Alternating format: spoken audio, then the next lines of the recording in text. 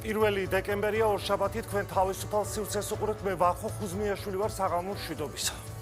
სხვა ოპოზიციონერ ლიდერებს რუსთავის ციხეში ალეკო ელისაშვილიც შეუერთდა. სასამართლომ არ დააკმაყოფილა ჩვენი შუამდგომლობა გირაოსთან დაკავშირებით და ის გაუშვა წინასწარ პატიმრობაში. ახალი არჩევნები არ იქნება და 2028 წლამდე მოუწევთ ლოდინი. ეს საქართველოს პრემიერ-მინისტრის განცხადებაა. 2028 ოქტომბერს გაიმართება არჩევნები, როგორც წესი და რიგია, როგორც ამის კონსტიტუცია ითვალისწინებს. რა პოლიტიკური ვითარებაა ქვეყანაში? გირჩიდან სანდრო რაქვიაშვილი, ქართული ოცნებიდან გიორგი გაბუნია. დასრულდება თუ არა რუსეთ-უკრაინის ომი? ტრამპის გეგმა, რომელიც მხარეებს წარედგინა. ჩვენ გვაქვს გეგმა, საშინელებაა, რაც იქ ხდება. ეს არასდროს უნდა მომხდარიყო და არც მოხდებოდა, მე რომ პრეზიდენტი ყოფილიყავი. როგორ აისახება ეს ყველაფერი საქართველოზე? ანალიტიკოსები მამუკა არეშიძე და სოსო მანჯავიძე უპასუხებენ ჩვენს შეკითხვებს. ხვდებით საღამოს 9-ზე თავისუფალ სივრცეში. დავით რესტუმარს წარმოგიდგენთ დღეს მაყურებელმა იცის რომ BBC-ს გავრცელებული ინფორმაციით თითქოს და ანტისამთავრობო აქციების დროს გამოყენებული იყო ქიმიური იარაღი. ამასთან დაკავშირებით დღეს არაერთი განცხადება მოვისმინეთ, მათ შორის მართველი გუნდიდან, ქართული ოცნებიდან ამ ფილმს სიცრუე უწოდეს და განაცხადეს, რომ შესაბამის სამართლებრივ დავას დაიწყებენ. ცოტა ხნის წინ კი სახელმწიფო უსაფრთხოების სამსახურმაც გაავრცელა განცხადება, წაგიკითხავთ ამონარიც, დღის მდგომარეობით შემდგარ ფაქტად შეგვიძლია მივიჩნიოთ მხოლოდ ის, რომ ერთის მხრივ გავრცელებული მასალა შეიცავს დანაშაულის ნიშნებს, რომლის დადასტურების შემთხვევაშიც მიმართულია მოქალაქეთა სიცოცხლის და ჯანმრთელობისკენ, არსებითად არღვევს მათი და საზოგადოების კანონიერ ინტერესებს, მეორეს მხრივ კი პირიქით შეიცავს ამ დანაშაულის ნიშნებს, რომელიც უხეშად აზიანებს საქართველოს ეროვნული ინტერესების და მისი საერთაშორისო იმიჯის რეპუტაციას და მიმართულია სახელმწიფო ინტერესების ხელყოფისკენ. შესაბამისად გამოძიება დავიწყეთ სისხლის სამართლის კოდექსის 333 მუხლით, რაც სამსახურეობრივი უფლებამოსილების გადამეტებას ნიშნავს და ასევე 319 მუხლით, რაც უცხოეთის ორგანიზაციებისთვის მტრული საქმიანობაში დახმარებას გულისხმობს. ეს არის სახელმწიფო უსაფრთხოების სამსახურის განცხადება. და სანდრო რაქვიაშვილი შემოგვიერთდა გირჩიდან საღამოშიდობისა. მადლობა სანდრო რომ მოხვედით. მოდით თქვენი შეფასებაც მოვისმინოთ აი ამ ამბავთან დაკავშირებით. რამდენად შესაძლებელი იყო რომ მართლაც მომხდარიყო ქიმიური იარაღის გამოყენება აი ამ ზოგადად ეს ქიმიური იარაღის ამბავი გასაგებია რომ რაც კლიკბეიტს ასახიან რაც ეს ჟღერს და არ მგონია რომ ეს თქვა პირდაპირ გაგებით ასე იყო გაგებული, მაგრამ მიუხედავად რომ სასაცილო გამოიყურება, აგერ გომელაურმა დაამტკიცა რომ ნაცებს ჰქონდათო და გამოდის რომ ნაცებს ჰქონდა შეიძლება კოცებსაც ჰქონდათ. ამიტომ მიუხედავად ის მე საერთოდ არასერიოზულად დაგვეკვე ეს ამბავი. აგერ გომელაურის განცხადების შემდეგ, რომელიც როგორც მგონი იმედმა გაავრცელა, გამოდის რომ ქართული ოცნების მხარეს არის მტკიცებულება, რომ ასე ვთქვათ, ეს ქიმიური იარაღი თუ რაც არის პირველი მსოფლიო ომის დროს გამოიყენეს და მაშინ ეს ქიმიური იარაღი ხალხს ხოცავდა. არა, ნუ რაც არ უნდა იყოს, ანუ მე მეგონა რომ ეს არასერიოზულია, რადგან გომელაური ამას ადასტურებს და თვითონ იმედმაც გაავრცელა ეს, ამიტომ უნდა ვივარაუდოთ, რომ ეს რაღაც ნივთიერებები არსებობდა. და მე მგონი ახლა ამ მომენტი დაწყებული, ასე ვთქვათ, შევწდია თუ არასერიოზულ ასე ვთქვათ შეფასებებში და მიუხედავად რომ სტატია შეიძლება ძალიან არაკომპეტენტურად გამოიყურება, მაგრამ ნუ თვითონ გომელაური აღიარებს ამ შემთხვევაში და მეორე, რაც უფრო საინტერესოა, რომ ახლა BBC-ს რო შეიძლება რაღაც არასწორი რეპორტაჟი გააკეთეს, ცნობილი ამბავია, მაგრამ როცა კეზერაშვილს აკეთებდა, მაშინ ქართული ოცნება ეწონებდა და როცა ქართულ მედიას სუდავდა, BBC-ს გამოწვევი არის მაინც კერძო პირი. კეზერაშვილი დაზიანდება საქართველოს ინტერესები, ხო, სანდრო? ტელევიზიის შეფასება რო ხდებოდა, როცა აწყობდა ქართულ ოცნებას, მაშინ ენდობოდნენ. რესპონდენტები, ვინც ამ ფილმში მონაწილეობენ, მიუხედავად იმისა, რომ შენ ქართული ოცნება შეიძლება არ გიყვარდეს, ეს ცდება ქართული ოცნების იქითაც გადის, ხო? ეს ფილმი აზიანებს თლიანად საქართველოს თუ არა? როგორც ახლა სირიას ქონდა ქიმიური იარაღი, ერახს და ნუ საქართველოს გამოდის ამ ლოგიკით. უბრალოდ მე ხო არ მიაღიარებინა გომელაურმა აღიარა, ანუ მე უბრალოდ არ მესმის ეს. გომელაურმა ის ხო არ აღიარა, ჩვენ ამას ვიყენებდით ხალხის დასაშლელად. რა არის ქიმიური იარაღის ნაცების დროს რა იყო სხვა არის, მაგრამ გამოუჩნდეს ქიმიური იარაღი შეიძლება იყოს. მეგონა სიტყვების სანდრიში გაერკვევა დიდი ალბათობით რომ სიტყვების რაღაც ისეთი თამაშია და ასე შემდეგ და არ მგონია რომ ამას მე განსაკუთრებული გამოძიება მოყვეს უბრალოდ რაღაც შედეგები, მაგრამ ყოველ შემთხვევაში ამ დღევანდელი მოცემულ რაც ვიცით გომელორი ამტკიცებს რომ რაც BBC-მ თქვაო ის ნივთიერები ქონდაო უბრალოდ ჩვენ არ ვიყენებდითო და ეს უკვე ქიმიური არაღის მარაგების გამო ერაყში დაიწყეს ომი ამერიკელებმა. ყოფილი პარლამენტის წევრი ხართ და იარაღის ტარების უფლება დღესაც გაქვთ. ეს იმას ხო არ ნიშნავს რომ ამ იარაღს გამოიყენებთ ხო? შეიძლება ბევრი რამე ქონდეს. ეს არ ნიშნავს, საერთოდ მართლა არაფერი მე თითქმის ყველა მიტინგზე ვიყავი და მრავალი საათი მაქვს ის გაზი ნასუნთქი და სასიამოვნო არაფერი არის, მაგრამ აი ვინც ცხოვრობდა რუსთაველზე ხო დღეების უნთქავდა დღე და ღამე და ზოგადად არაფერი კარგი ამაში ზოგადად არ იყო. არც მასშტაბი ამ გაზის გამოყენების და ასე შემდეგ, მაგრამ ეხლა თუ ქონდა ეს მარაგი და ამბობ რომ ქიმიური არაღის მარაგი ქონდა და არასდროს კი გამოიყურება, მაგრამ ქიმიური არაღი შეიძლება მტერთან გამოიყენო და ჭირდებოდეს ქვეყანას ხო? ეს ქვეყანა ომი დაიწყეს ერაყში ქიმიური არაღის მარაგების გამო. ერაყზე აქიუნებთ მე რუსთაველზე გეუბნებით. ჩვენ საპაროში ქიმიური არაღის შენახვაც კი დასჯადია. ამიტომ ეს დიდი ალბათობით უბრალოდ რაღაც ქიმიკატები იქნება, რომელიც შეიძლება სხვადასხვა რაღაცა შედიოდეს, მათ შორის სენსორსა და გაზში და შემდეგ, მაგრამ ეს ჩემი გასარჩევი და დასამტკიცებელი არის. ამას რატო გარჩევინებთ? ამას რატო გარჩევინებთ? თუ ეს ტყუილია და შენ როგორც რესპონდენტი იმის გამო რომ გძულს ხელისუფლება ეს ამბავი გაგაქ საერთაშორისო დონეზე. ეს ქვეყნისთვის ტრული არ არის ეს განცხადებები? ნუ გასაგებია რომ ეს ქვეყნის კარგი არის, მაგრამ აქ უბრალოდ მე ის მეინტერესებს თუ გომელორი ამტკიცებს, ესე იგი ვიღაცა შეიძლება ინფორმაცია ქონდა რომ რაღაც გაზი რაღაც არსებობდა თუ ნივთიერებები და ამიტომ ეხლა ვიღაცამ რაღაც ტყუილი რო თქვა, ეხლა ნუ შეიძლება ცუდი იყოს რომ დამტკიცდეს რომ ტყუილია, მაგრამ ამ შემთხვევაში მთელი მე მარტომ გამიკვირდა იმდენად არასერიოზულად გამოიყურებოდა რომ მე სიცილის გარდა არანაირი რეაქცია არ მქონდა, მაგრამ საბოლოო ჯამში გომელორი გამოვიდა თქვა რომ კიო ქონდა ასეთი მარაგები, ოდესღაც ქონდა, ნიშნავს რომ შეიძლება ეხლაც ქონდეს და ეს უკვე შენზე არის ტკიცებულების ტვირთი. შეიძლებაზე არა, შეხედეთ სანდრო შეიძლება მე ტკიცებულების ტვირთი ვიზია, მე ხო არ შემიძლია შევამოწმო, თვითონ უნდა დაამტკიცოს. ტკიცებულება იმათაც ხო აქვს, ვინც ამ განცხადებას აკეთებს. არა, ისინი შეიძლება თავიდან ბოლომდე ტყუილი იყოს, მე ხო ამას არ ვიცი. შეიძლება დაადანაშაულო იმაში მოუწყოებია და რამდენჯერ ეს გაუკეთებია არასდროს რეპორტაჟები. ბოსტაუთ კეზერაშვილა მოუგო სასამართლო კაცო BBC-ს, მაგრამ საბოლოო ჯამში ამაზე არ დადის საუბარი. და რატო არის გავხარებული ოპოზიცია მაშინ? ნუ ხა თეორიულად თუ დამტკიცდა რომ ჩვენ ქიმიური არაღი გაქვს, რა ვიცი, სირიის იმედი თუ არა, ბედი თუ არა, რაღაც ძალიან ცუდი მომავალი გველის, ამიტომ მე მგონი ვიღაცა შეიძლება გაუხარდეს რომ ხელისუფლება ნახდათ შეიძლება თუ ქიმიური არაღი დამტკიცდა, მაგრამ ნუ ხა რატომ უნდა უხარდეს ოპოზიციის ნაწილს რომ თუ არ დადასტურდა, მაშინ რა ხდება? მეორე პასუხისმგებლობა. მე მგონი არაფერი არ დადასტურდება, ზოგადად ჩვენ ცხოვრობთ რაღაც ერთდღიანი ნიუსებით, 2-3 დღე ყვირილი აიწევა, 2 დღე ყვიროდნენ ალე კოლისაშვილზე, მანამდე რაღაც დამხობა ხდებოდა, მანამდე კიდე რაღაც მეგობარი აქტი, ნუ შეიძლება ზოგი მეგობარი აქცნარი 5 ჯერ იყვირდეს, მაგრამ საბოლოო ჯამში ეს ყველას ავიწყდება. სულ რაღაც 2 კვირის წინ გაათლების რეფორმაზე იყო საუბარი, რომ რაც უდია და ასე შემდეგ, მაგრამ არც ერთი ინფორმაცია ბოლომდე არ მიდის, არც ერთი თემა, რომელიც ლეგიტიმურია თუ არ არის ლეგიტიმური ნიშნობა არ აქვს, რომელიც ასე თქვათ ყურადღების ობიექტი ხდება, არ მიდის, არ აქვს ლოგიკური ფინიში. ანუ რაღაცნაირად მიიყვანო ბოლომდე ხალხი გააგებინო რა მოხდა, ცუდია, კარგია და შემდეგ და მე მგონი ამ თემასაც იგივე ბედიელი საბოლოო ჯამში რაღაც იყვირიანი დამშვიდებიან, მაგრამ თეორიულად ეხლა უბრალოდ ისეთი რაღაც აღიარება გააკეთა გომელაურმა რომ ოკეი მე მეგონა რომ ძალიან სასაცილოა, მაგრამ მე მგონი ტკიცებულების ტვირთი ქართულ ოცნებაზე. გასაგებია. ასევე მეორე საკითხი ელისაშვილის თქვენს ახსენეთ. ალეკო ელისაშვილის ქმედება საქალაქო სასამართლოს კანცელარიის დაწვის მცდელობა ზოგიერთის ოპოზიციონერისთვის და მედია საშუალების მხრიდან ეს შეფასდა როგორც პატრიოტულ მოტივებზე ჩადენილი ქმედება. თქვენ როგორ უყურებთ ამ ქმედებას?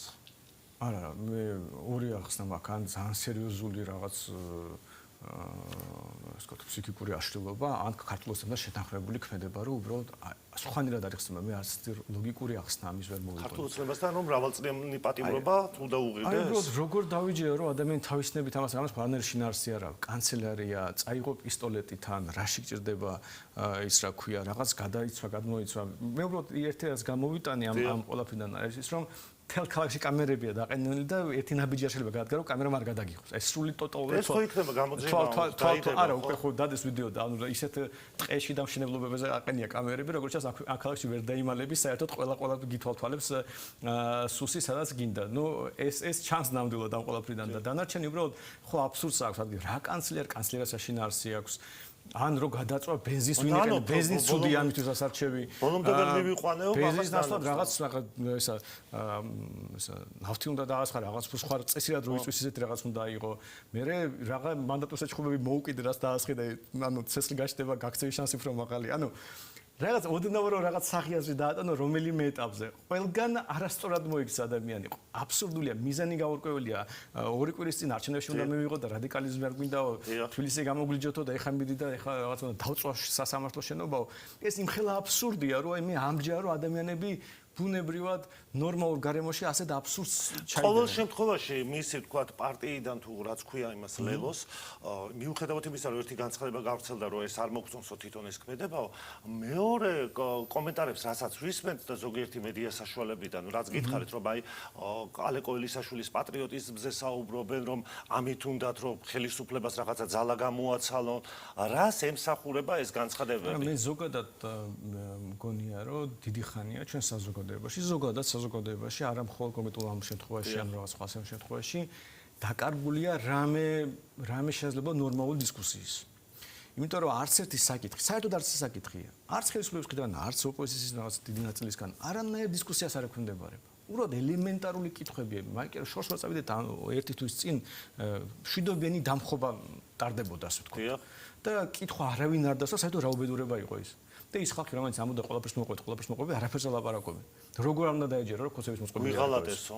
ხო და როგორ აქამდე სიტყვა ერთი სახელი მაინც არ დაასახელეს. და ყველა თუ როგორც ამბობ თქვენ ქართულ ოცნებასთანაა გარიგებული, აბა ამ ხალხს მე არ ვამტკიცე რომ ყველა უბრალოდ მე სხვა რაღაც მაღელებს, იმიტომ რომ მე არ ვამტკიცე რომ ყველა უბრალოდ ჩემთვის ზოგჯერ დაუჯერებელი ასეთი არაადეკვატურობის მასშტაბი. დაუჯერებელი თუ დაბალ არ ვიცი კლასთან გვაქვს საქმე პოლიტიკურ კლასთან რაღაცა მიდრეკილია ასე თქვათ ოპოზიციის კონტროლისკენ ეს ზოგადად არ მარტო ქართულოსნების რაღაც დამახასიათებელია ყველა ხელისუფლება ასე აკეთებს ყველა ამას კონტროლი რაში ჭირდება რომ საქალაქო სასამართლოში აი რომ ადამიანი არ დაფიქრდეს გაუჩენ ეს რომ კარგი არის ოპოზიციისთვის არ მაქვს არც ერთი ახსნა მე რა ვიცი ვიღაცას თუ არ წესიერი ახსნა ამას თქვას მე არ მაქვს ახსნა მე ხო გითხარით რომ არ ვიცი მეთქი მე არ მჯერა უბრალოდ ადამიანი ნორმალ მდგომარეობაში იმყოფება და ადამიანი რომელიც ორი კვირის წინ სამი კვირის არჩევნებში იღებდა მონაწილეობას და არჩევნების ზედა არ გვინდა უძალადობა რაღაცა რევოლუცია ანუ უბრალოდ აი რაღაც უნდა დაიმართოს ან დაჩვრეს ძალიან რომ რაღაც ანუ სილამაზით ყვებიან აი თუნდაც მამუკა ბდინარაძესთან რაც მოხდა პარლამენტში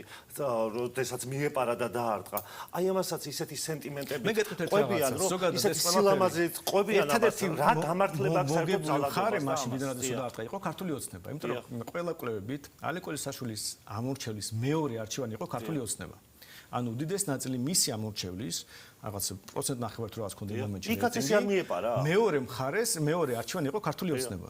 და ალეკო ელისაშვილმა ყველაფერი გააკეთა ფაქტობრივად რომ თავისი ამორჩეული ეჩუქებინა ქართული ოცნების. აი ღიად ნაცური პოზიცია დაიკავა მიშასთან რაღაც დამეგობრება დაიწყო, ნაცებთან გაერთიანება მოუნდა მირეკილელოს შევიდა, მაგრამ თავიდან ნაცებს შეაპირებდა და აი ფაქტობრივად ღიად დაკარგა თავისი 1% ნახევარი და აჩუქა ქართულ ოცნებას. ეს ერთადერთი ჯგუფი ვისაც სარგებელი მოუტანა მისმა ქცევამ იყო ქართული ოცნება. ამიტომაც გონია ხოლმე რომ რაღაც შეთანხმებული ამბავი ახლა მე არ ვიცი შეიძლება მართლა ბატონი ბიძინა ძალიან ცუდი დამსაქმებელია და ასეთ რაღაცებს აკეთებინებს ადამიანებს არ ვიცი ან შეიძლება უბრალოდ გადაირია ალეკო მაგრამ არც ერთი ლოგიკური ახსნა ამას არ გააჩნია. შეხედეთ სასამართლოზეც იქაც იმ პარლამენტის კომიტეტის ხდომაზეც იქაც ესე მიპარვით მოხდა აქაც ესე რაღაცა პარალელების გამო არ შეგვიძლია მასთან? მე არ ვიცი როგორ გითხრათ, მთელი პრობლემა იმაში მდგომარეობს რაღაცა ქიმიური იარაღი, აგრა ალეკოს აღქმედება, მშვიდობიანი დამხობა, რა ვიცი, deep state-ი, გეები გვიტევენ, რა თემაც არ არის, რომელ მხარესაც არ უნდა იყოს ეს. არც ერთი თემა არ არის გარჩეული. არც ერთი მხრიდან. ხო და სანამ ეს გაგრძელდება, სანამ ეს დისკუსია გაგრძელდება, არ დაიწყება უბრალოდ და სანამ ასეთი ლაპარაკზე უარის თქმა გაგრძელდება. მგონი არაფერი არ გამოვა. აზრი არ აქვს, ხვდებით, რომ რაღაც მოთხოვნა თვითონ, მოთხოვნა, რაზეც თქვა 28-შიც იყო ახლა შეკრებილი საზოგადოება. თუ შევადარეთ იმ პროცესებს, რაც ქუჩაში ხდებოდა, იმის მიუხედავად, რომ რამდენიმე მედია საშუალება მოუწოდებდა ყველა პოლიტიკური პარტია თითქმის რომ გამბრძანდით რუსთაველის გამზირზე, აღარ იყო ის ამბავი, რაც გასული წლის აქციებზე იყო. ეს ხო ფაქტი არის. იმიტომ რომ ხალხს კოცები კრიბავენ გაგებით რომ თავისი ცუდი ქმედებებით აბრაზებენ ხალხს, თორე როგორც კი ჩაერევა ხელი NGO-ს წარმომადგენლების თუ ის რა ქვია ჩემი კოლეგა ოპოზიციონერების თუ შეიძლება ასე დავარქვა, უსმოთ ყველაფერი იშლება. პროფესიონალი დამშლელები არიან მიტინგების. ჩვენ ამას დიდი ხანი ვლაპარაკობთ. ეს ნიშნავს იმას, რომ შეიძლება ხელისუფლებაზე გაბრაზდეს ადამიანი, მაგრამ არავითარ შემთხვევაში არ უნდა ეს ოპოზიცია. ხო, მიდის და იქ ისეთი ხალხი ხვდება, ისეთი არადეკვატურობა ხვდება, მაიკერებ შორს ვარ წავიდეთ ერთმანეთს ჭამენ. ანუ ხან მიშას პლაკატები არ მოეწონებათ, ხან ლილოს გააგდებენ, კაი მე არ მოწონან, არ მოწონვარ, მე ხო არ მაქვს პრეტენზია რომ მარშებით და იმით დავამარცხო, მგონია რომ არასტორია ბიზნეს ვერ დაამარცხებ მარშებით და ჯარიმების გადახდით, მაგრამ ნუ აი ვის ამბობს რომ ეს კარგი არის, ჯარიმები გადაიხადეთო და რა ვიცი, სტრატეგიაზე ვერ გადაყოფილმა პრეზიდენტმა ზურაბიშვილმა. ვინც ამბობს ისინიც ხო ერთმანეთს ჭამენ, ხვდებით? ამიტომაც არის რომ ეს რომ ერთჯერადი ამბავი არის, როცა ხანგრძლივია, წლები გრძელდება, როცა ამას არანაირი ახსნა არ აქვს, ხოლო ერთი ლოგიკური არგუმენტი ჩდება, რომ ალბათ ვიღაც ამაში ფულს იხდის. ანუ როგორ დავიჯერო რომ ადამიანები რომელიც ამას ხედავენ, ხელისუფლება ამბობს რომ ამ ფულს გარე ფულია შემოდის და ამას მაშინ დასაქმებელი გაყრიდა სამსახურიდან. ანუ ესენი რომ კოცების ბრძოლა იყოს დაკვეთა, კოცებთან მაშინ გაყრდნენ ამათ. ცუდი თანამშრომლები არიან. თუ კოცების ცუდი თანამშრომლები რა, თუ ხალხს არ უნდიხარ. არა ხალხს არ უნდა აკეთებენ ყველაფერს რომ ხალხს არ უნდა თუ უნიჭო მსახიობებიც ხო არიან თეატრებში. კი, მაგრამ ვინ გადაიხდის ამ უნიჭო მსახიობებში მილიონებს? კოცები გადაიხდიან, იმიტომ რომ მათ აწყობთ და ვიღაც ევროპელმა რო გადაიხადოს, რატომ? ვინ არის ეს ფილანთროპი რომ კოცებს ეხმარებოდეს უნიჭო მსახიობების დაფინანსებაში? აი ამ აქციებზე ვინც დგას, ყველას ოცნებასთან აქვს. ნიკა გვარამი 40 მილიონი იშოვა წინა საარჩევნო წინა წელს. დიახ. 40 მილიონი ქართული ოცნების პირობებში იშოვა ფიქტიური ჩარიცხვებით და კითხვა არავის არ გაუჩნდეს, ამაზე პასუხი არსებობს. აი უბრალოდ ფაქტად ვიცით შორს ვარ წავიდეთ, აგერ ნიკა გვარამი არსებობს, მისი პარტია არსებობს, რადიკალები ძალიან ფულიაო ამას ვისმენთ. ჩვენ და რატომ ქართულ რატომ არ დაბლოკეს? როცა უმუშევარი ადამიანი და პენსიონერი 60,000 არა, რატომ პარტიულ დაფინანსებას სულ გამჭვირვალეა. 60,000 რომ უმუშევარი ადამიანი ჩარიცხავს პარტიის ანგარიშზე და რო არავის კითხვები არ უჩნდება. როცა ანტიკორუფციის ფული რო ყოფილიყო გამორიცხავთ. ქართულზება ხო დაბლოკავდა თუ ეს მართლა მათ წინააღმდეგ არის. როგორ დაბლოკავდა? ჩვეულებრივად, მაგალითად, როცა ჩემი შვილის ბარათზე რაღაც 1 ლარით ზედმეტია რაღაც მითითებული არასტორია, იმაზეც კი გვაჭარიმება და დაკითხვაზე გვეძახიან ზოგჯერ. და 21 წლის არჩევნების შემდეგ მე და იაგო 4-5 საათი დაკითხვაზე ვიყავით, რაღაც პარტიის ფინანსებს არკვევდნენ. როცა საჭიროა, აბა გამოიძახეთ, ვინც ასე იქნება, უცხო შეწყდება ესეთი დაფინანსება. ანუ თქვენ რას ფიქრობთ, რომ დასავლეთიდან თუ ევროპიდან, რასაც ქართული ოცნება ამბობს, რომ ანტი-სამთავრობო მიტინგებისთვის თუ რუსთაველის გამზირზე არეულობისთვის შემოდიოდა თანხები, ეს ტყუილი არის და არაფერი ფული არ შემოდიოდა. არა, იქ შეიძლება შემოდიოდეს, მაგრამ ჩვენ ხო არ ვთქვათ, რომ ყველა მოსყიდულია და ყველაფერი ასე ხდება, მაგრამ ჩვენ ხო რომ სიტუაცია გააფუჭო, არიო საკმარისია, რამდენიმე საკვანძო ადამიანი მოისყიდო და დახედეთ გვარამიამ იყო, რომელიც გაანადგურა ყველაზე რეიტინგული ოპოზიციური ტელევიზია. თავისივე შექმნილი, მაგრამ გაანადგურა, დახურა. იქ მას სხვათა შორის ფულის თქვა მოპარვაში თუ გაფრანგაში თვითონ თავისი ტელევიზია დახურა. მისი ხელფასი საკმარისი იქნებოდა ტელევიზიას მუშაობა გაეგრძელებინა. გაანადგურა ყოველთვის. დაშალა ყველაზე დიდი ოპოზიციური პარტია. არ შეიყვანა პარლამენტში არც ერთი ოპოზიციონერი მის ინიციატივით პირველი გამოვარდა. ყველა ფეხს ითრევდა და არავის არ უნდოდა გვარამიამ აიძულა ფაქტობრივად ეს. არ მიიყვანა არჩევნებში და დააკარგინა ფაქტურად ყველა საკრებულოს მანდატები და კოცებს მოაგებინა თავისუფლად არჩევნები. მართლაც ოპოზიციურ განწყობილ ქალაქებში. თქვენ ხო იყავით თავის დროზე, მაშინ ასე რომ ვთქვათ, მისი ტყვე როცა არ შედიოდით გასული წლის არჩევნებში, მე კი შეხვედით, მაგრამ თავის დროზე კომპლექსი რატო არ შედიოდით? გახარია იყო თქვენი დირექტორი მაშინ? რატო არ შედიოდით? მთელი ამბავი იმით იმიტომ გვებზიან მთელი ოპოზიცია და ხანქოსებს თავის დროზე არ შეხვედით, მე კი შეხვედით, მაგრამ თავიდან თქვენ რაღაც პროცესი არის, მაგრამ რამდენიმე კვირა გრძელდებოდა ეს, ხვდებით? რამდენიმე კვირა, იმიტომ რომ უკვე დეკემბერში ჩვენ მივხვდით, რომ არასტორი თამაშია, მტკიცებულება რომ გავირკვიეთ რა მოხდა და ზოგი შეყვა თამაში. ნუ ვინ შეყვა ის შეყვა, მაგრამ რაც არ უნდა ხდებოდა შეიძლება 1-2 კვირა რაღაცა იცოდე არ იცოდე გაერკვიო და მეორე როცა წლები ამას აკეთებ. ხო და მტკიცებულება ფაქტად ვიცით 40 მილიონი ადამიანი დახარჯა წინა საარჩევნო ბიზნეს იმაშვილის წინააღმდეგ და კოცებს არანაირი პრობლემა არ შეუქმნეს. ამაზე სამ კითხვა არ იქნება ვერავინ ვერ დამარწმუნდა გვარამია ოპოზიციონერია. მე მგონი კოცებთან შეთანხმებულია და თუ ამას ასე შეხედავთ მაშინ დანარჩენიც უფრო დაალაგებულად გამოჩნდება. მადლობა რომ მოხდით. გიორგი გაბუდია შემოგვერთა ქართული ოცნებიდან საგავშიშტებისა მადლობა რომ მოხდით. დავიწყოთ მოდით BBC-ს ფილმით და ცოტა ხნის წინ გადაცემის დასაწყისში სახელმწიფო უსაფრთხოების სამსახურის განცხადებაც წავიკითხეთ, რომ დაწყებული არის ამ საკითხზე გამოძიება. თქვენი პარტიის მხრიდან დღეს მოვისმინეთ ჩვენ განცხადება, რომ დაიწყებს სამართლებრივ დავას. თქვენი შეფასებაც რომ მოვისმინოთ.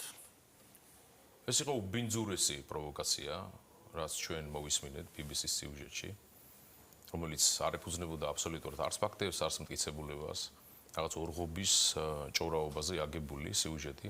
ყველაზე საოცარი და გამოუგნებელი ის ფაქტია, რომ BBC, რომელიც ამხელა, ასე ვთქვათ, ავტორიტეტის ორგანიზაცია იყო, რომელიც ათწლეულების განმავლობაში ჰქონდა თავისი სოლიდური ნიშა მსოფლიო საინფორმაციო სივრცეში, დაეცა ესე დონეზე და პრაქტიკულად მოგვივლინა ას ბრიტანულ TV პირველის და მსგავსი არხების სტანდარტის მქონე ტელევიზიად.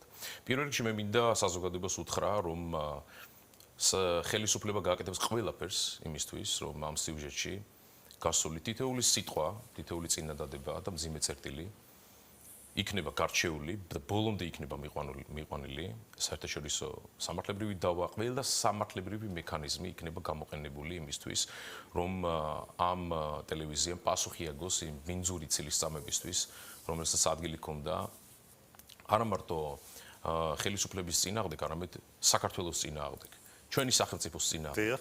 მე მინდა საზოგადოებას ორი სიტყვით უთხრა, თუ რას ეფუძნებოდა ეს სიუჟეტი. აი წარმოიდგინეთ ვიღაც ნაცი პედიატრი ჩახუნაშვილი ატარებს სოც გამოკითხვას.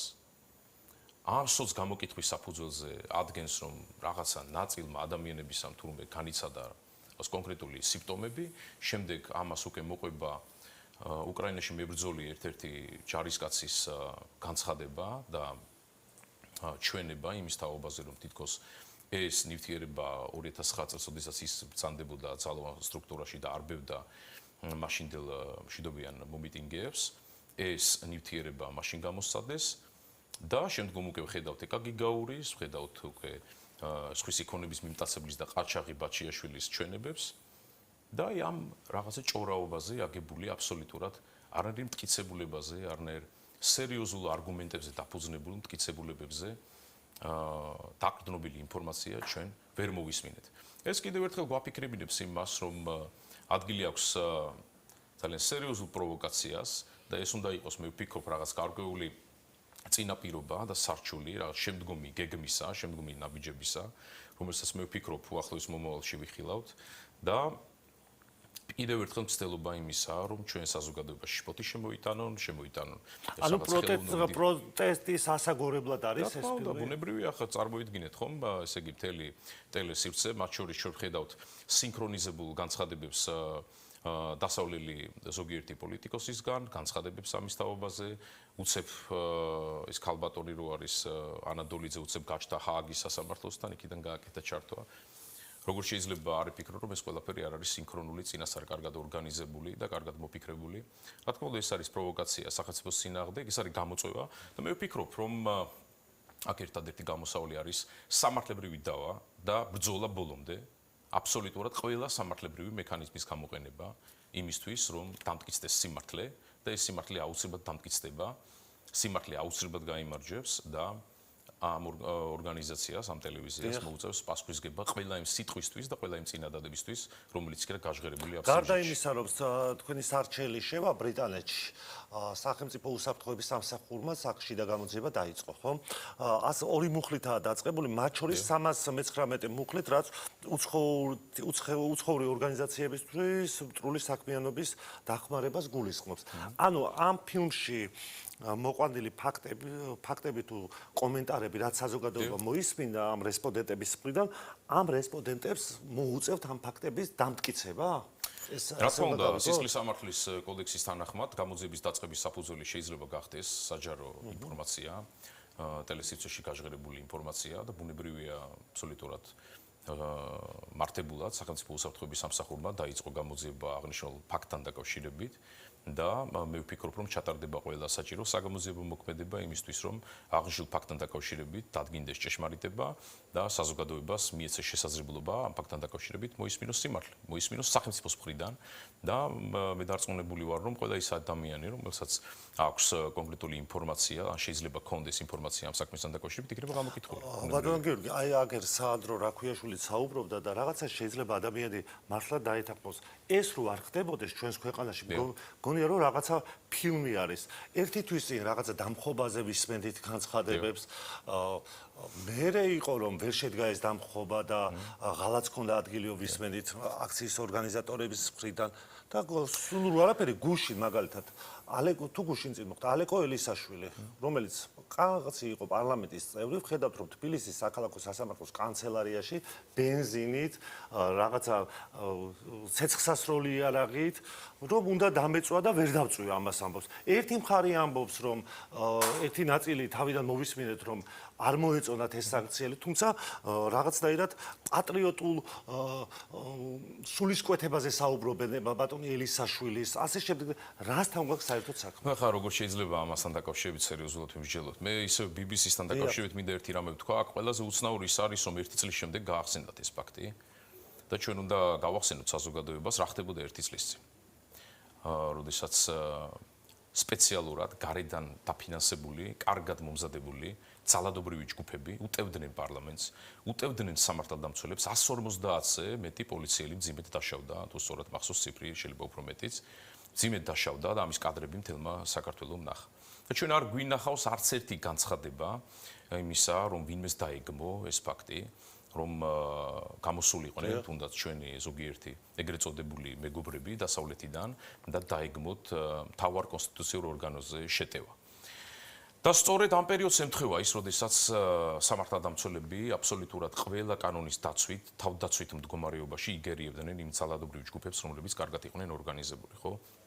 ჩვენ ხო დაგვავიწყდა საზოგადოებას არ აქვს მეხსიერება, არ გვახსოვს რა საშუალებებს იყენებდნენ ეს ადამიანები, აი წინაღებით კარგად შენიღბული, იქ ადგილი ქონდა მოლოტოვის კოქტეილებს, ასევე ფეივერკებს, ახლოდან დამიზნებით, სპეციალურად კარგად მომზადებული, კარგად შეფუთული ეს ყველაფერი, ხო? და უამრავი სხვა საშუალებები, მათ შორის ქვების დაშენა სამართალდამცველებისთვის და ასე შემდეგ.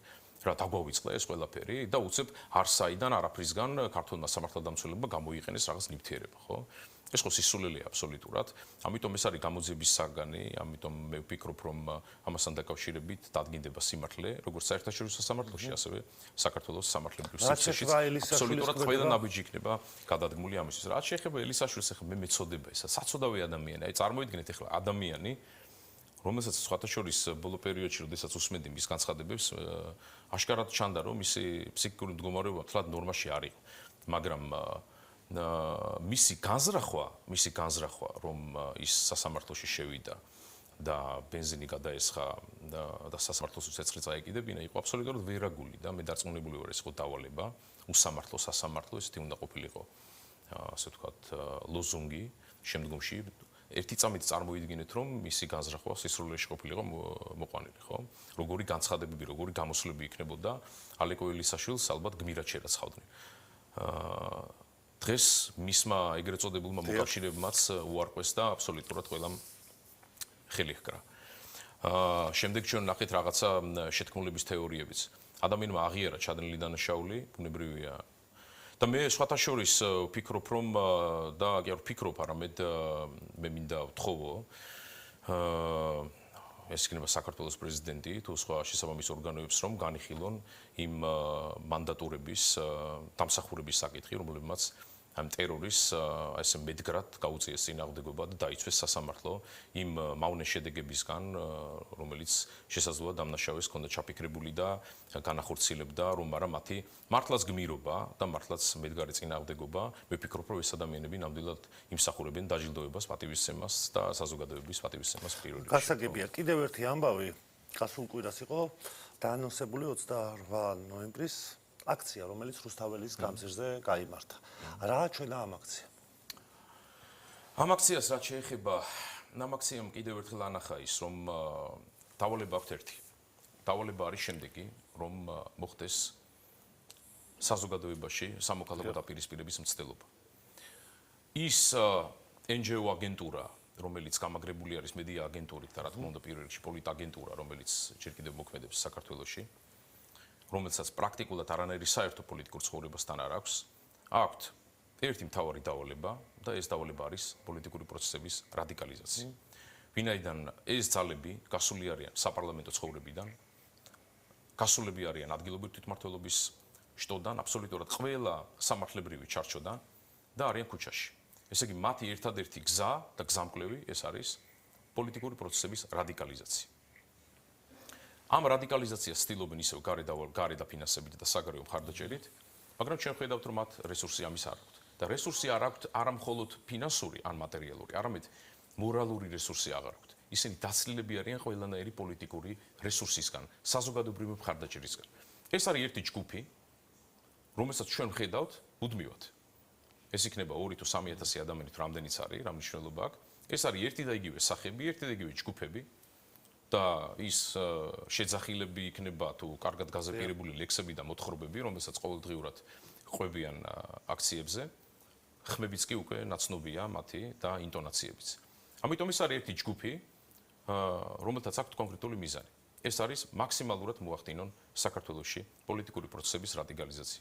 რა თქმა უნდა, საქართველო არის შემდგარი სახელმწიფო, საქართველოში გარანტირებულია სიტყვის და გამოხატვის თავისუფლება, მაგრამ რა თქმა უნდა, ნებისმიერი მცდელობა იმისა, რომ გამოხატვის თავისუფლება გაცდეს კანონის ჩარჩოებს, იქნება პასუხგაცემული სახელმწიფოს მხრიდან. და კიდევ ერთი საკითხი, უკრაინის საკითხი. იმ შემთხვევაში თუ ტრამპის გეგმა გაამართლებს და შეწყდება უკრაინაში ის, რაც ხდება აი ამ 3 წლის განმავლობაში, თქვენი აზრით საქართველოს როგორ აისახება ეს ამბავი და თუ არ დასრულდა როგორ აისახება? მე რა თქმა უნდა, როგორც ადამიანმა, ჩემი ქვეყნის მოქალაქე მინდა ვისურვო, რომ იყოს მშვიდობა, რაც შეიძლება მალე დამყარდეს მშვიდობა უკრაინაში. უამრავი ადამიანი დაიღუპა, უამრავი ოჯახი განადგურდა, სოფლები, ქალაქები და საერთოდ ქვეყანა გაანადგურეს, სამხელა ქვეყანა, 40 მილიონიანი ქვეყანა. ასეთი საშინელი და გამოუსწორებელი შედეგებით. საქართველოს, რომელიც ურთულესი პერიოდი გაიარა ჩვენმა ქვეყანამ, უკრაინაში რუსეთის შეჭრის შემდეგ, უზარმაზარი ზეწოლის, უზარმაზარი პროვოკაციების ფონზე ქვეყანამ შეძლო 7 მდგრადი განვითარება, ჩვენი ეკონომიკა წინ მიდის, ქვეყანაში არის მშვიდობა და აბსოლუტურად ყველა საფუძველი არის იმისა, რომ საქართველოს განვითარდეს და კიდევ უფრო მეტად წინ წავიდეს. რაც შეეხება უკრაინაში ომის დამთავრებას, რა თქმა უნდა, ჩვენ ამას იმედის თვალით შევყურებთ, რა თქმა უნდა, ტრამპის ადმინისტრაციას ჩვენ ხედავთ, რომ მაქსიმალურად მობილიზებულია ომის დასრულებისკენ, მაგრამ ასევე ხედავთ ჩვენ, რომ არსებობენ ძალები, მათ შორის დასავლეთშიც, რომელთაც არ აწყობთ ამ ომის დასრულება. რა თქმა უნდა, აქ მე ვფიქრობ, ეს ჩემი პირადი აზრია, რომ ერთ-ერთი საკვანძო საკითხი არის ფინანსები, უზარმაზარი ფინანსები, რომელიც რუსული აქტივები, რომელიც არის დაცული ევროპაში და ბუნებრივია ეს საკითხი ჩვენ ხედავთ, რომ 28 პუნქტიანი შეთანხმების ნაწილიც არის. დაველოდოთ მოვლენებს, რა თქმა უნდა, წინსრებით მე ამასთან დაკავშირებით ვერ მივშელებ, თუმცა რა თქმა უნდა, ჩვენი თავარი ამოსავალი წერტილი ეს არის მშვიდობა უკრაინაში, მშვიდობა მსოფლიოში, რაც იქნება საფუძველი იმისა, რომ ჩვენი ქვეყნის მიმართაც მოიხსნება ის არაჯანსაღი ინტერესები და ის არაჯანსაღი ზეწოლა, ბინძური მეთოდებით ბრძოლა სახელმწიფო ხელისუფლების წინააღმდეგ, რომელსაც ჩვენ ვხედავდით ამდენი წლის განმავლობაში. მადლობა, გიორგი, რომ მოხვედით და მიიღეთ გადაცემაში მონაწილეობა. პარლამენტის კულტურის კომიტეტის თავმჯდომარეს გიორგი გაბუნიას უსმენით და მამუკა არეშიძე და სოზო მანჯავიძე შემოგვიერთდნენ ანალიტიკოსების აღამშვიდობისა. ბატონო მამუკა, მადლობა, რომ მოხვედით. დავიწყოთ მოდით თქვენთანაც საუბარი ამ BBC-ს მიერ მომზადებული ფილმით, რომელშიც რესპონდენტები თუ ამ ფილმის ავტორი ამბობს, რომ საქართველოში ანტისამთავრობო მიტინგებზე გამოყენებული იყო ქიმიური იარაღი, რომელიც პირველი მსოფლიო ომის დროსაც იყო გამოყენებული. თქვენ რამდენად ადლებთ ამას დაშვებას და ეს მართლაც რომ ყოფილიყო გამოყენებული, რა სურათს მივიღებდით? რა ვიცი, ხა მე უბრალოდ ჩემი შთაბეჭდილების შესახებ გეტყვით, მე ისე მოხდა, რომ ახალგაზრდობაში ძალიან მაინტერესებდა ორივე მსოფლიო ომის გავითარების ისტორია და კიდე გამომდინარე ვცდილობდი გამიგო რაც შეიძლება მეტი და ვიცოდი რომ იპრიტი იყო მაშინ გამოყენებული და ამან განაპირობა ძალიან დიდი მსხვერპლი გარკვეულ მომენტში და მე უკვე ხარეები რაღაც მომენტში თავს იკავებდნენ, რომ ერთმანეთს აწინააღმდეგოთ აღარ გამოიყენებინათ, იმიტომ რომ ამან რაღაცნაირად შეცვალა კიდევაც ომის მსვლელობა და ეფექტი არ მოიტანა ისეთი, როგორც უნდათ, იმიტომ რომ მე ეს ქარმა გახსოვთ ალბათ, რომ უკან წამოიღო რუბელი და ასე შემდეგ. მე ძალიან სერიოზული არგუმენტები მჭირდება იმისთვის, რომ ეს ყველაფერი დავიჯერო. ეხლა თან BBC-ს გან. იმიტომ რომ BBC ესეთი სერიოზული რასაკვირველია, სერიოზული მედია საშუალებაა, მაგრამ ეფუძნება იმ პოსტულატს, რომელიც გემარებს შემდეგში, რომ 10 ამბიდან 9 ისეთი სიმართლე უნდა თქვა, რომ სიმართლე იყოს და ერთი ისეთი სიმართლე უნდა თქვა, თუ ისეთი ტყუილი უნდა თქვა, რომ სიმართლეს გავდეს. ეს არ არის ჩემი მოფიქრებული, ეს არის თვითონ ესე ვთქვათ დასავლური მედია ფილოსოფიის ერთ-ერთი ფუძემდებლის განცხადება და BBC ხშირად მოქმედება. აი თუნდაც ახლა ბოლო ფილმი, ერთ-ერთი ბოლო ფილმი, რომელიც ეთერში გავიდა, ეს ისრაელთან დაკავშირებული, ნუ იქ მოთხრილია ისრაელი. ისე გამოვიდა, რომ 7 ოქტომბრის აქცია პრაქტიკულად ისრაელმა დაგეგმა და ხამასი შემოიპატიჟა თავის ტერიტორიას. ნუ იცი როგორ არის ხა უცხოური დიდი მედია საშუალებები ხშირ შემთხვევაში მუშაობენ პოლიტიკური გემოვნების მიხედვით ამა თუ იმ პოლიტიკური ჯგუფის. ხა მე მაგალითად გაოცებული დავრჩი, როდესაც გავიგე, რომ შპიგელი მაგალითად, რომელიც პოლიტიკური გემოვნების შემქმნელი ერთ-ერთი გერმანიაში თუ არ ვცდები 15-16% ყოფილა გაზპრომის. ხა რატომ დაუჯირო მე შპიგელს ოცელაპარაკობს ის თქვა აი ესეთ სენსიტიურ თემაზე როგორც არის თქვა იგივე რუსეთ უკრაინის ასე რომ ძალიან სერიოზული არგუმენტები მჭირდება კიდევ ერთხელ გეუბნებით რომ ეს დავიჯერო და გარდა მაგისა ეგ არის უბრალოდ ჩვეულებრივი მოაზროვნე ადამიანის დასმული კითხვა. ესე იგი პრაქტიკულად გამოდის რომ თავის პოლიციელების გაუწირია ხელისუფლებას გაუწირია მეზობელი სახლებში მაცხოვრებელი მთელი მოსახლეობა. ეხლა იმაზე აღარ ვლაპარაკობ, ხო იმდენად სასტიკია ეს ხელისუფლება, დემონსტრანტები გაწირა, სულ ყველანი თავის გაწირა, პოლიციელებიც გაწირა და ყველანი, იმიტომ რომ ეს როგორც მე ვიკითხე სპეციალისტებისგან, ეს არ არის ესეთი ტიპის ნივთიერებები და ნივთიერების კრებული თუ ნივთიერება ცალკე, რომელიც ესე მარტივად სამართავია. ეს ხო ეგრე არ ხდება, რომ შენ გენებაზე იყოს დაუძახებ უკან დაბრუნდება, ესე არ არის. ასე რომ, ნუ ბევრი ის არის, რა ქვია, კითხვის ნიშანი ამასთან დაკავშირებით, ან კიდევ ერთხელ ხაზს უსვამ BBC-ს შერყეულ რეპუტაციას. თქვენ როგორ უყურებთ ბატონ სოსო? მოგესალმებით პირველ რიგში. ნუ როგორ უნდა უყურო, ხა გასაგებია, ნუ ბრიტანული დაზვერვა გამოირჩევა იმით პირველ რიგში, რომ ისი ფაქტებზე რეაგირებას კი არ, ანუ ნარატივს კი არ ქმნის დაუშვათ არსებულ ფაქტზე, არამედ ფაქტებს ქმნის. შემდეგ ამ ფაქტებს, ნუ ფსევდოფაქტებს ქმნის. შემდეგ ამ ფაქტების განუწყვეტელი ტირაჟირებითა და გამეორებით ხდის, ნუ აღქმებს ქმნის. ისეც რომ მე ის ფაქტიურად ადამიანებისთვის ხდება უკვე ისეთი რამ, რისი უარყოფაც ან დაუშვათ რაში ეჭვის შეტანაც იწვევს აგრესიას. აი ეს არის ტექნოლოგია.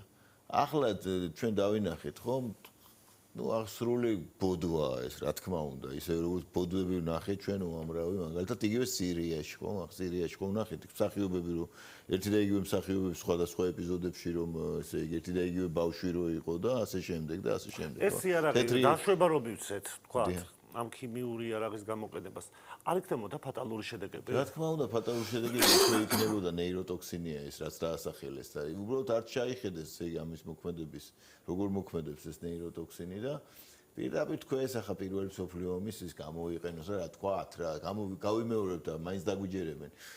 ეგრე ფიქრობენ ახლა თა ინდიელები ახლა დაგვიჯერებენ ვინ არიან ახლა ესენი დაუშვათ. და BBC ამბო.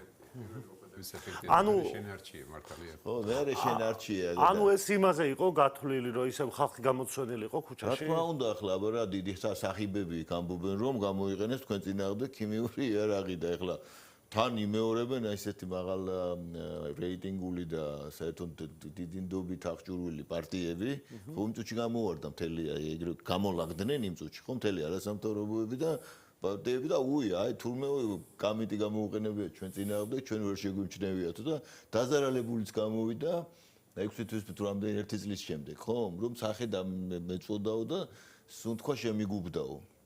ნუ აი ახლა ამას უბრალოდ გონების შეურაცხყოფა ქვია რა და ახლა განსაკუთრებით მეწოდება ის ხალხი ვინც ეს დაიჯერა, იმიტომ რომ ეს არის აშკარად ინფექცია. ხო, ანუ მენტალური ჩვეულებრივი ინფორმაციული ინფექცია, რომელიც მენტალური იმუნიტეტის არ მქონე ან დაზიანებულ ადამიანებს, ადამიანებზე მოქმედებს. ხო? სამწუხაროდ ახლა ჩვენ უნდა დავინახოთ ეს რამდენი ყავს, ვხედავთ უბრალოდ ძალიან ბევრი დაზიანებული ადამიანი ყავს ამითი, ამ მენტალური ინფექციებით, რომელსაც ავრცელებენ ეს ლაბორატორიები ფსიქიკური ომის, ხო? ჰიბრიდული დიფუზიური მეთოდებია ეს და რა გასაგებია ხა ჩვენზეა დამოკიდებული რამდენად შევძლებთ ამის ლოგიკურ გადამუშავებას და განსაკუთრებით მინდა ხაზი გაუსვა აი ამ საოცარ ცალფეხზე მდგომ ხალხს ეს წარმოიდგინეთ ახლა რას იძახიან ხო არაერთი აბსურდი გავიგეთ იგივე ალიკო ელისაშვილის ეპიზოდზე რო ის სასამართლო ჩაუდეს ალიკო ელისაშვილს და თურმე შეთანხმებული ყოფილა და საინტერესოა რაც მაგას ურტყეს ან ისე ძალიან გამძლეკია მე მინდა ვთქვა რომ მას სულ სხვა სპორტული კარიერა უნდა ერჩია მასეთი გამძლეობა ოქტაგონს იმსახურებს მაგრამ მე რა მინდა ვთქვა კაცო ადამიანები უყურებენ იქ ცემა და ტყეპა და იქ ხო შეიძლება ფატალური შედეგით დაგიმთავრდეს ხომ აი როგორ წარმოუდგენე რაზე უნდა შეთანხმებოდა ახლა დაუშვათ რომ მივალ ახლა მე დავამტრევ იმას მაგრად რომ ცემენ ნუ ან გადავრჩებიან საბადრაგოსთან არის ხო ბადრაგისთან მშობელიც არის და ნუ ხო ნახეთ როგორი ჩხუბი იყო კაცო ხო და ამად ეს ადამიანი სანამ ესე იგი რაღაც უბედურებასაც ჩაიდენ და მანამდე ვერ უნდა მიხვდარიყვნენ რომ არ შეიძლება და ან სამკურნალო იყო ან რაღაცა კიდე კაი რომ კიდე ეს მსხვერპლით არ დამთავრდა და მათ შორის სხვაშორის თვითონ თუ ცოცხალი გადარჩა იარაღიც იყო იქა და ბენზინის და ჩაკუჩის და ახლა უამრავი ადამიანი მყავს ასეთი ვისაც არ ჩაკუჩთან უნდა მიაკარო არც ბენზინთან და ასანთიც უნდა აუგზავნოს საერთოდ გასაგებია მოდით უკრაინის თემაზე გადავიდეთ ბატონო მამუკა ძალიან ბევრი ტყულ მართალი აირია ამ ტრამპის სამშვიდობო გეგმასთან დაკავშირებით რა მოლოდინი გაქვს ზოგადად თქვენ რამდენად შეიძლება ამ დოკუმენტმა იმუშაოს და რამდენად შეიძლება რომ დათანხმდეს რუსეთის და უკრაინას ევროპა არ ჩავთვალოთ ეს თქმელია მართალი გითხრათ იმიტომ რომ ისე არის ეს სიტუაცია თვითონ მხარეებმა რომ ისე იმუშავეს სპეცსამსახურებმა ვიდრე პოლიტიკური ლიდერები არევდნენ სიტუაციას მაგრამ სპეცსამსახურებმა არის ისეთი აჭრილი სიტუაცია რომ ძალიან რთულია გარკვევა ხო ხედავთ ახლა რომ უიტკოფის ესე იგი რანგი კი არა უიტკოფის ფიგურა აღარ ეყოთ ჩარიეს კუშნერი ჩარლიეს ეს დრისკოლი ქვეყანა შეიყარა მოკლედ რატო იმიტომ რომ ძალიან ბევრი დიდი ფსონია დადებული ამ მოლაპარაკების შედეგზე ცალკე აქ არის რუსეთის თემა ცალკე აქ არის ამერიკის შეერთებული შტატების თემა ცალკე არის ევროპის თემა და ცალკე არის კიდე ინდოეთის უკაცრავად ჩინეთის თემა საერთოდ უნდა ითქვას რომ ამ მოლაპარაკების შედეგად კიდე ერთი რამ არის ამ მოლაპარაკების კონტექსტში რომელიც ეხლა არ შევს ეს არის მომავალი ინდოჩინეთის აი იმ ტერიტორიის წყნარი ოკეანის სამხრეთ აღმოსავლეთი ზონის რომელშიც გადავა როგორც ექსპერტები ფიქრობენ სხვა შორის ევროპელებიც და ამერიკელებიც გადავა სიმძიმის ცენტრი მომავალში ესე იგი მოკლედ ეხლა თქვენ დასმულ კითხვაზე ასე შემილია უპასუხო რთული სათქმელია რაც ზედაპირზე ჩანს ორი და მეტი იმდენი ქვემოთ არის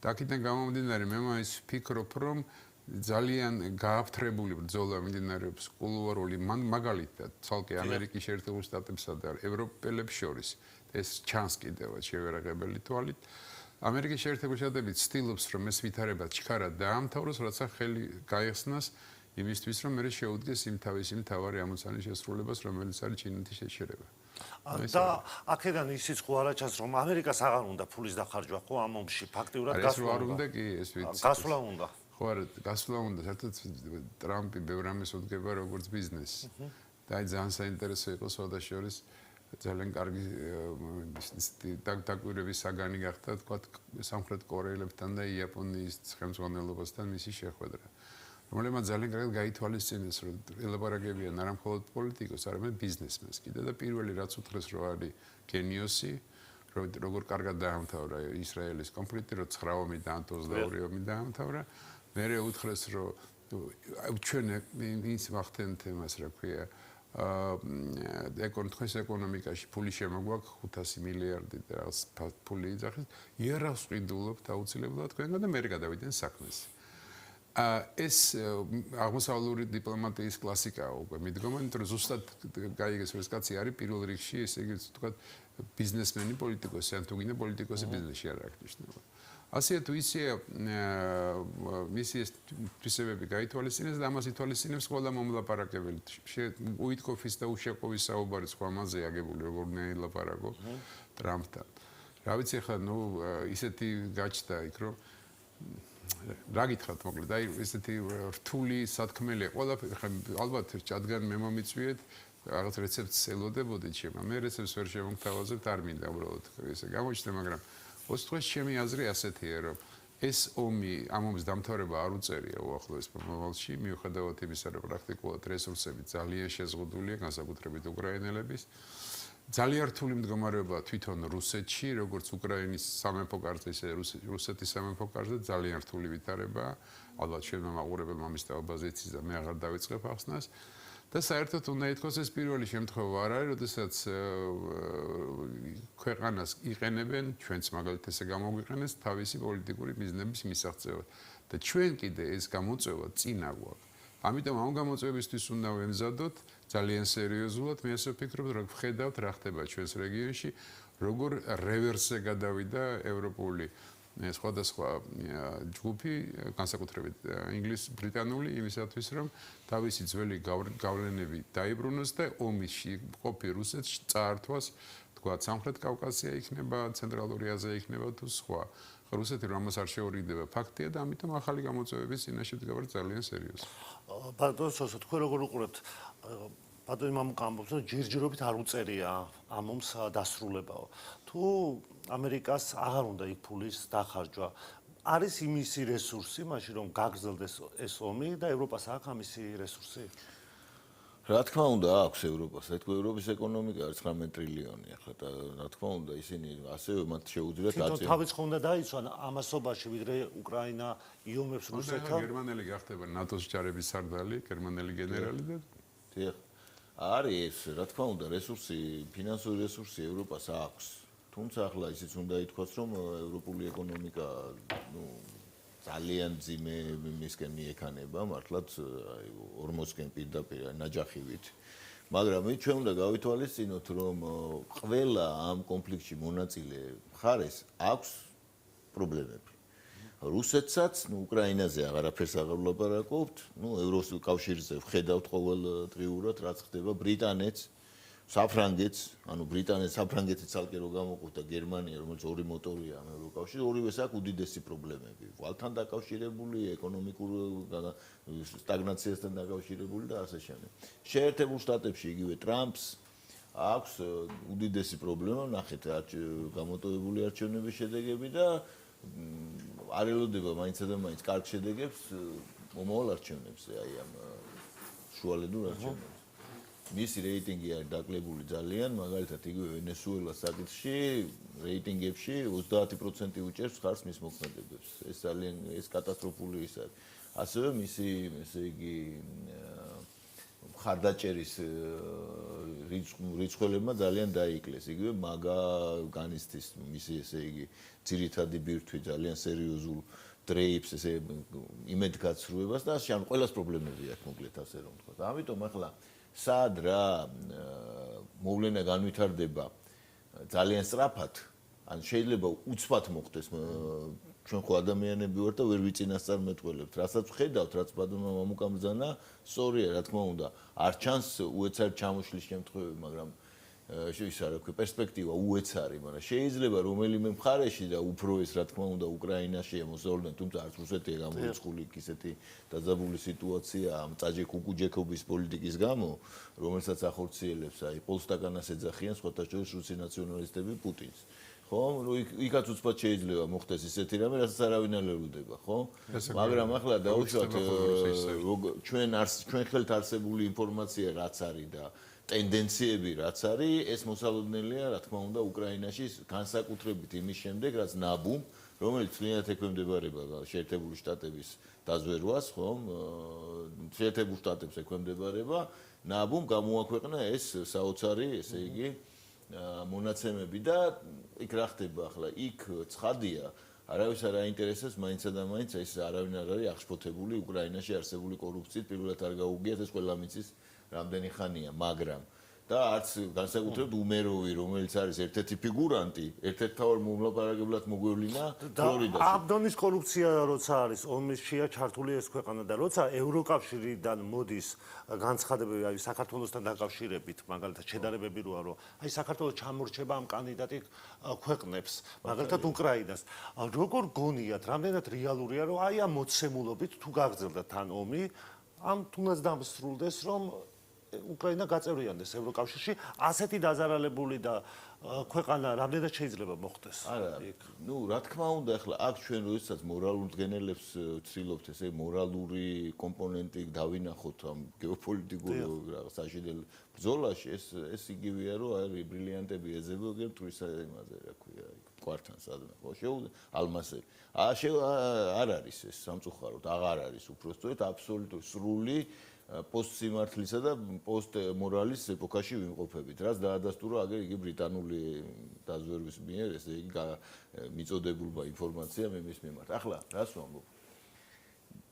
მოვლენების რეალური განვითარება, ანუ ის ხაზი, რომელიც მიყავს დაუშვათ შეერთებულ შტატებს, კერძოდ ეს დოზირებული დისკრედიტაცია და იძულება რომ თავის პირობებზე წამოიყვანოს უკრაინის ხელისუფლება პუტინთან შეთანხმებით, რომელთანაც მას აქ ანკორიჩში ჯერ კიდევ შეთანხმებული მეგა პროექტებში მონაწილეობა და ფაქტიურად რუსულ რესურსებზე წტომა და ბიზნეს, დიდი ბიზნესი რუსეთთან, ხო?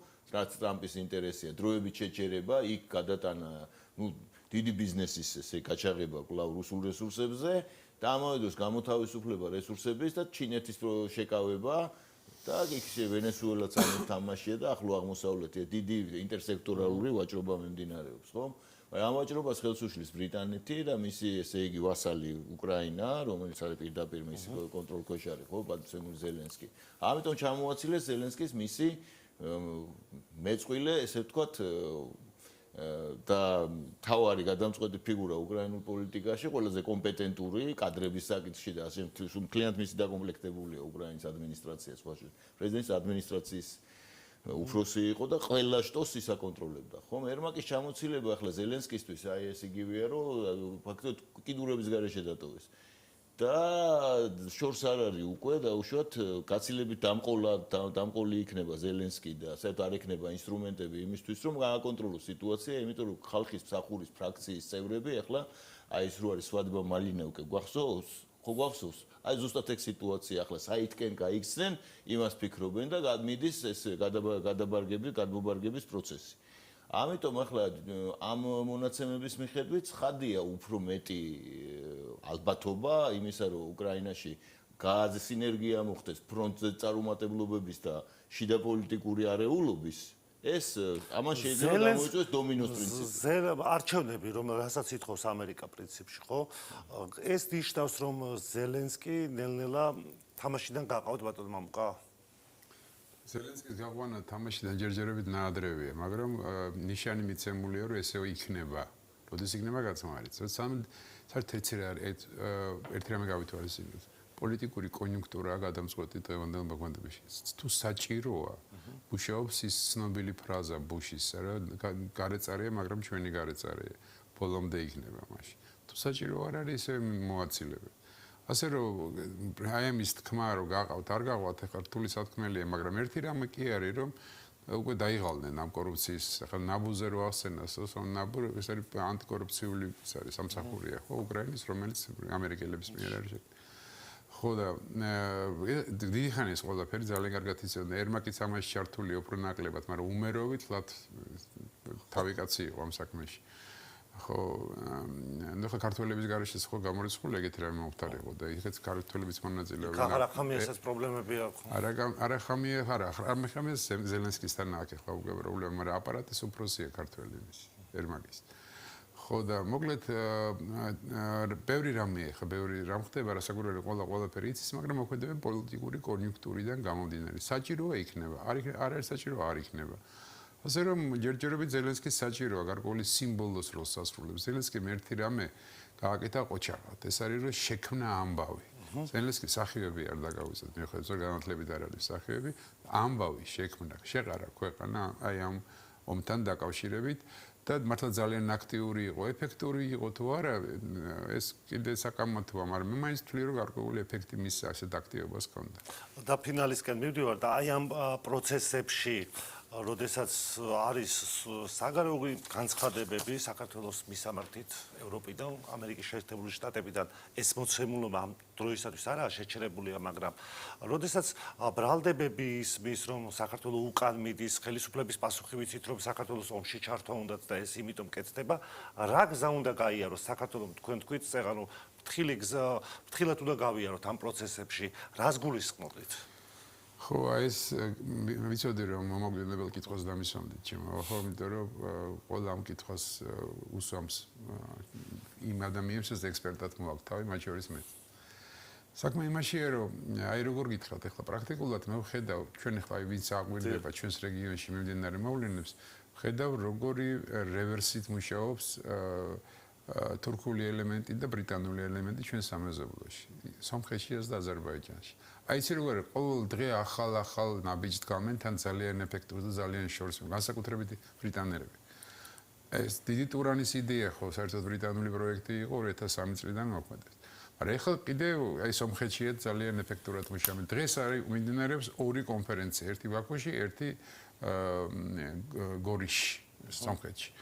ორივეგან დომინანტები არის, ერთი ეხება ხელოვნურ ინტელექტს და 500 მილიონი დახარჯეს ამაში უკვე ინგლისელებმა სომხეთში და იქ დომინანტები არიან, იქ კიდე აზერბაიჯანის რკინიგზის განვითარებაზე, იქაც დომინანტები ბრიტანელები არის.